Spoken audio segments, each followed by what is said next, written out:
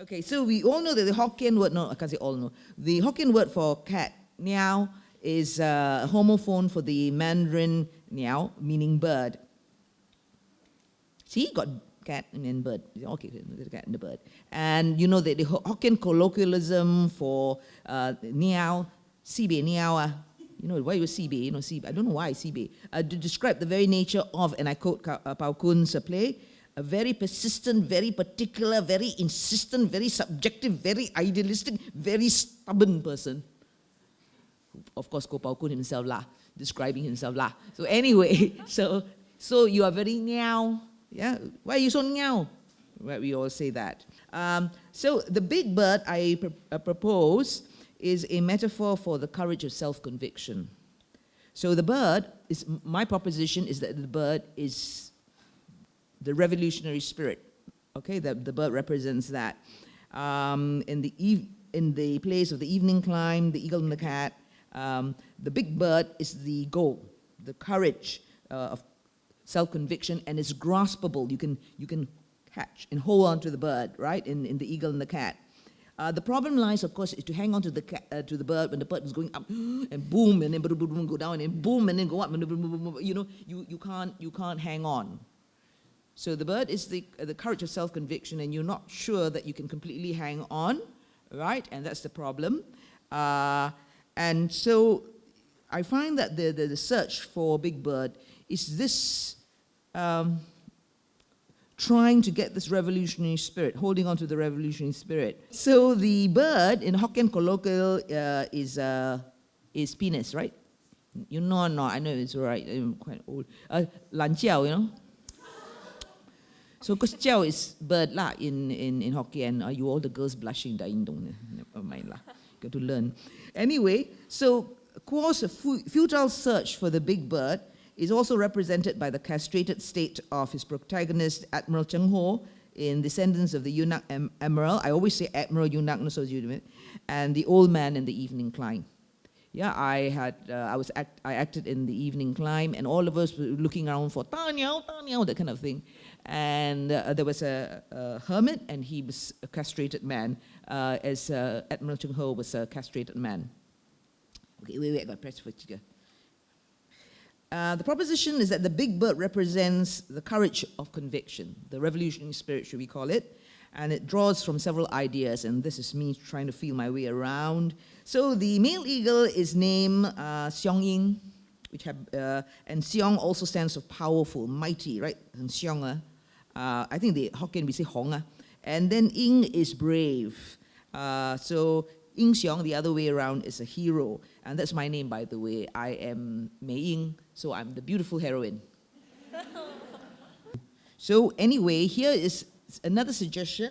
You have this wonderful poem by Mao Zedong, and it's actually his most famous poem, and it really is quite a remarkable poem. Eagles cleave the sky, eagles fly in the sky, take off. It's a very beautiful, very, very beautiful a poem that he supposedly wrote when he was on the Long March, supposedly. I mean that he wrote it, but whether it was really on the Long March or not, we do not know. Anyway, but it is said that's official stand. So anyway, it's a beautiful poem, and you notice eagles cleave the sky, where the eagles represent the valiant freedom fighters. So okay, first proposition, that the eagle is the courage, the revolutionary spirit, the courage of self-conviction, which is graspable, but can you hang on? And it comes from the fact that the eagle is named for its courage, yeah, and also from this wonderful poem. Another source for big bird is this black bird of the Shang dynasty. The first Proto-Chinese dynasty is supposed to be Xia, about 5,000, 7,000 years ago, and Shang is about 4,000 years ago. And the totem animal for the Shang is a black bird, because they believe that the black bird sort of like flew and then dropped an egg, and then the queen had to eat the egg. She became pregnant and gave birth to the first emperor, first king of the Shang dynasty. And those of you, I don't know whether you know that my research area actually is in spirit medium cults, yeah?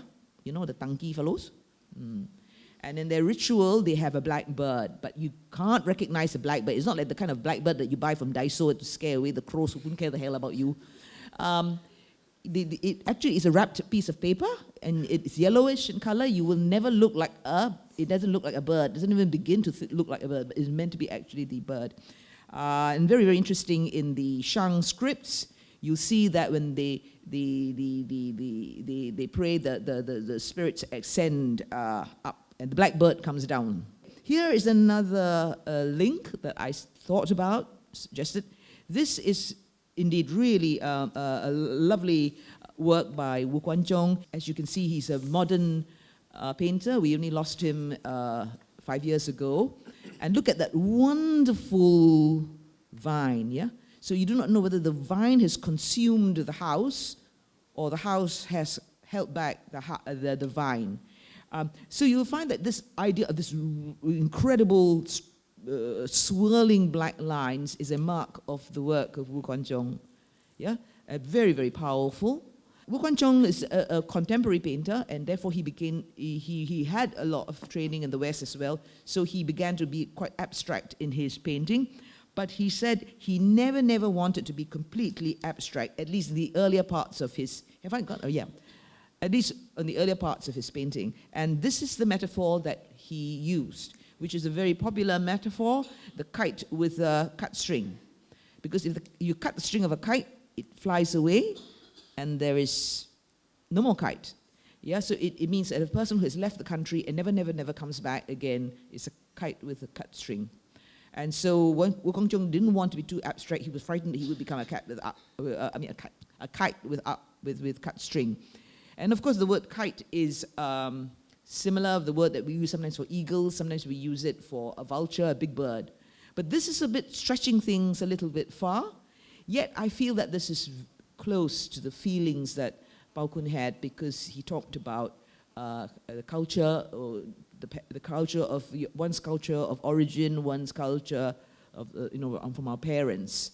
Yeah. So these are some suggestions of where did this idea of big bird comes. So my thesis is that big bird represents the revolutionary spirit. But why the metaphor? Why choose the big bird? Because of the eagle, because of the black bird of the Shang, because of Mao Zedong's famous line in his poem, because of maybe the idea of the kite with the cut string.